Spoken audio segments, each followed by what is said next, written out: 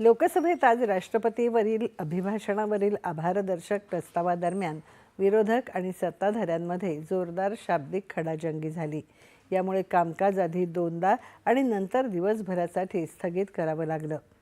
विरोधी पक्षनेते राहुल गांधी यांनी आपल्या भाषणात चीनच्या घुसखोरीबाबत माजी लष्कर प्रमुख जनरल मनोज नरवणे यांच्या अप्रकाशित आत्मचरित्रातील उतारे असलेल्या एका मासिकातील लेखाचा संदर्भ देण्याचा प्रयत्न केला। यावर सत्ताधारी पक्षाने जोरदार आक्षेप घेतला। राहुल गांधी जनतेची दिशाभूल करत आहेत असा आरोप संरक्षण मंत्री राजनाथ सिंग यांनी यावेळी केला। राहुल गांधी उल्लेख करत असलेलं पुस्तक सभागृहासमोर सादर करावं असं आव्हान त्यांनी दिलं। राहुल गांधी ज्या पुस्तकाचा उल्लेख करत आहेत ते प्रकाशितच झालेलं नाही आणि अशा पुस्तकातील उतार्यांचा हवाला देणं हे सभागृहाच्या नियमांविरुद्ध आहे असं संरक्षण मंत्री म्हणाले। गृहमंत्री अमित शहा यांनी देखील राहुल गांधी यांचे दावे फेटाळून लावले। मेंबर ऑफ पार्लियामेंट ने सवाल उठाया, मैं ये रेज नहीं करने वाला था, मैं नहीं रेज करने वाला था, मगर उसका जवाब देने के लिए मैंने ये निकाली किताब। अब ये 100% ऑथेंटिकेटेड है। ये नारावाने जी का मेमोयर है। मेरे हाथ में एक मैगजीन है, उस मैगजीन में आर्टिकल है, उसको मैं कोट कर रहा हूँ। कोई ऑथेंटिक सोर्स तो चाहिए, कोई ऑथेंटिक सोर्स तो चाहिए। और जिस किताब का उल्लेख वह कर रहे हैं वह किताब आज तक प्रकाशित ही नहीं हुई है। ये उल्लेख कहां से कर रहे हैं मैं ये जानना चाहता हूं।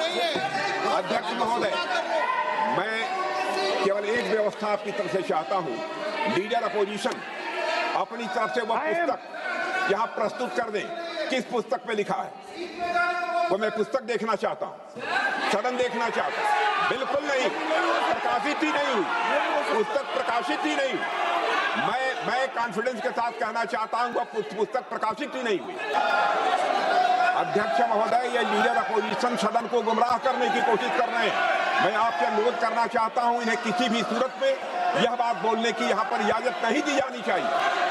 तो सम्मानीय सदस्य ने कहा वो सत्य नहीं है। तेजस्वी सूर्या ने कांग्रेस के शासन के समय के 4 से 14 के राष्ट्रपति अभिभाषणों का जिक्र किया और उसमें कहा कि इसमें कहीं पर भी इस प्रकार के शब्द मिले नहीं हैं। वो इसको डिस्प्यूट कर सकते हैं राष्ट्रपति अभिभाषणों का रेफरेंस देकर कि भाई 5 के अभिभाषण में है। अरे सुनो ना, अभी आगे सुनो, मुझे सुनो। और 349 को एक कोट कर रहे हैं कि अगर बिजनेस के रेफरेंस में मैगजीन है, आज के बिजनेस का रेफरेंस है राष्ट्रपति का अभिभाषण, महामहिम द्रौपदी मुर्मू का अभिभाषण। वो अभिभाषण के मुद्दे पर कोई आर्टिकल है जिसको वो कोट करना चाहते हैं, वो भी 359 के साथ में पढ़कर कर सकते हैं। एलिगेशन लगाने से पहले यहाँ पर उनको चेतावनी देनी पड़ती है माननीय अध्यक्ष, 24 घंटा पहले। अप्रकाशित गोष्टींचे तसंच वर्तमानपत्रातील माहितीचे दाखले देणं हे सभागृहाच्या नियमांना आणि परंपरांना धरून नाही असं लोकसभा अध्यक्ष ओम बिर्ला यांनी सांगितलं। पहले व्यवस्था दे चुका हूं कि अखबार की कटिंग पर, कोई किताब पर, कोई ऐसे विषय जो ऑथेंटिक नहीं उन विषयों पर सदन में चर्चा की परंपराएं नहीं रही है। नियम भी कहती है और परंपराएं भी रही है, इसलिए आप परंपराओं का पालन करिए। जब किसी विषय पर हमारे पूर्व अध्यक्षों ने कई बार रूलिंग दी है, मैंने कोई नई रूलिंग नहीं दी, मैंने कोई नियम प्रक्रिया बताई, मैंने नया नियम परंपरा नहीं लागू की। मैं ऐसा नहीं है कि नई परंपरा, नया नियम, नया रूल आपके लिए लागू कर रहा हूँ। जो पूर्ववर्ती नियम है और जो परंपरा है उसका हवाला दिया है और आप प्रतिपक्ष के नेता हैं, मुझे आशा है कि आप उन नियम प्रक्रियाओं का पालन करेंगे।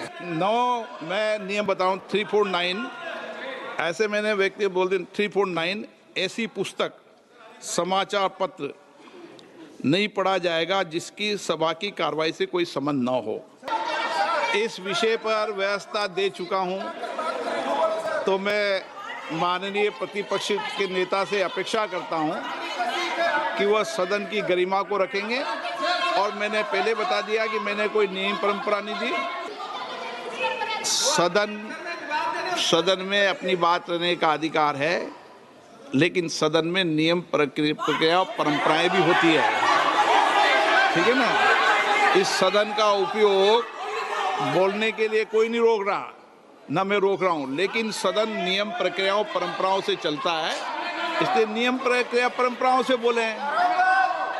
उन्होंने अगर कोई बात उठाई थी तो उन्होंने ये दस्तावेज दिए थे, पुराने राष्ट्रपति के अभिभाषण के दस्तावेज पर विषय उठाया था उन्होंने, नहीं उन्होंने। अगर वह भी कोई अखबार कटिंग्स की बात करते तो मैं उनको भी रोकता। या मुद्द्यावर झालेल्या गदारोळामुळे कामकाज दोनदा तहकूब करण्यात आलं. भारत चीन सीमावादावर बोलण्याचा